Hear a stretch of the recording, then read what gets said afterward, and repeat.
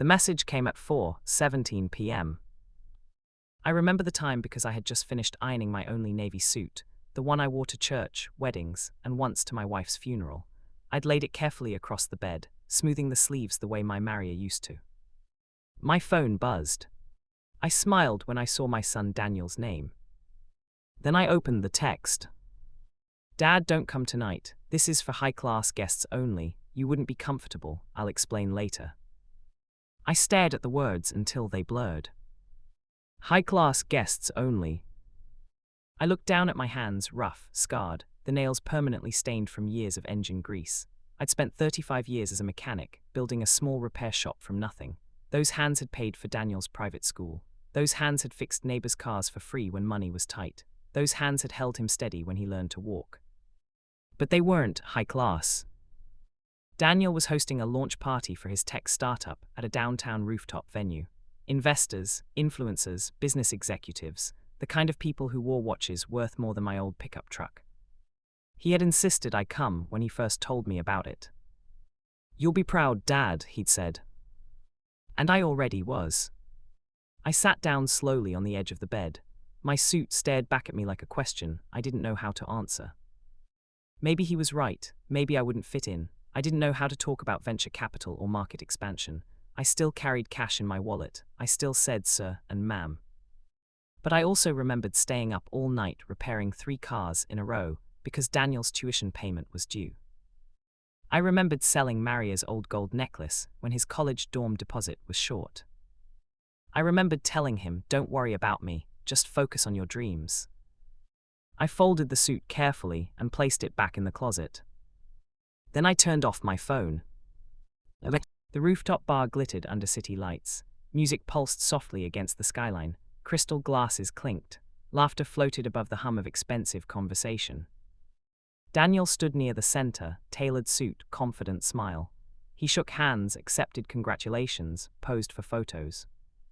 "You must be so proud," one investor said, sipping champagne. "Your father must be here somewhere." Daniel hesitated. "Oh, he couldn't make it." "Ah, that's a shame," the woman replied. "We've heard a lot about him." Daniel blinked. "You have?" "Of course," another guest chimed in. "The garage owner who worked double shifts so you could study coding instead of working. The man who mortgaged his shop during the recession so you wouldn't have to drop out." Daniel's smile faltered. "Your resilient story was inspiring," said a venture capitalist. "When you mentioned your dad fixing cars at midnight to cover your robotics competition fees, that moved the whole board."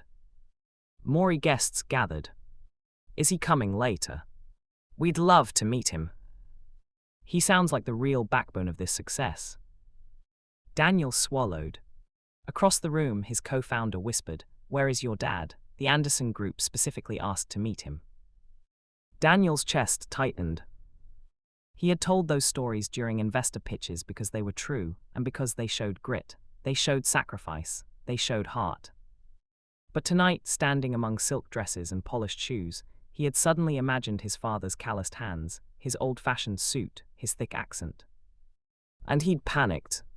He pulled out his phone. No response.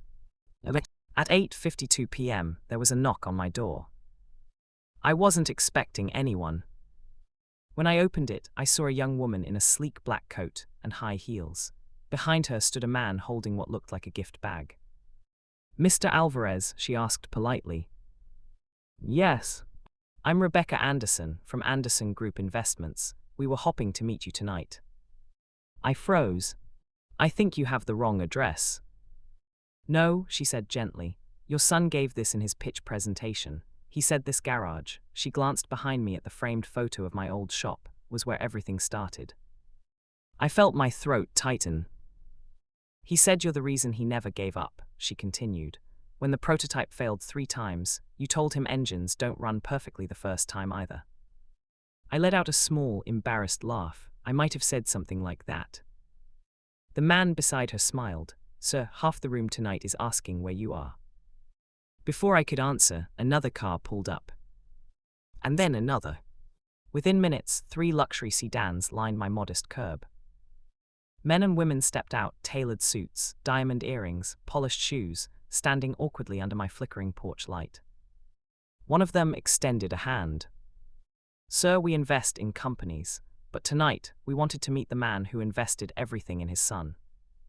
My eyes burned. "I didn't do anything special," I said quietly. "That boy worked hard." "Yes," Rebecca replied softly, "but someone taught him how." Back at the rooftop, Daniel's confidence had completely unraveled.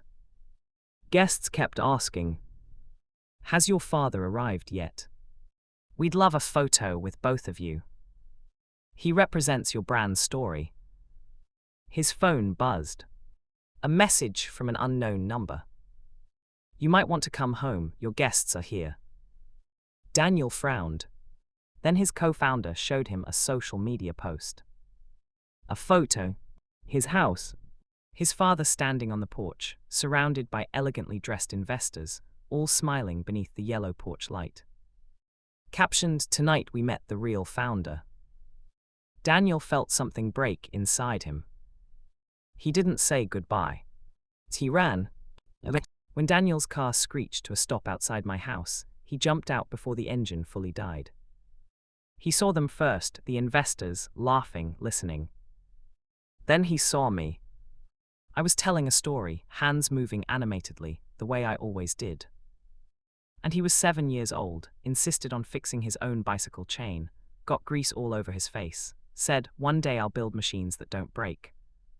The group chuckled warmly. Daniel stepped forward, voice shaking.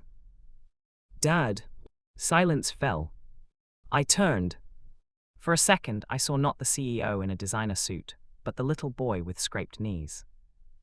"I'm sorry," he said, and his voice cracked. "I was ashamed of the wrong things." No one spoke. Daniel walked closer. "I thought you wouldn't fit in," he whispered, "but I'm the one who didn't." My chest ached. I looked at the crowd behind him, the so-called elites, standing on my cracked driveway, smiling with genuine respect. I placed my rough hand on his shoulder. "Son," I said gently, "class isn't about money, it's about character." Rebecca nodded.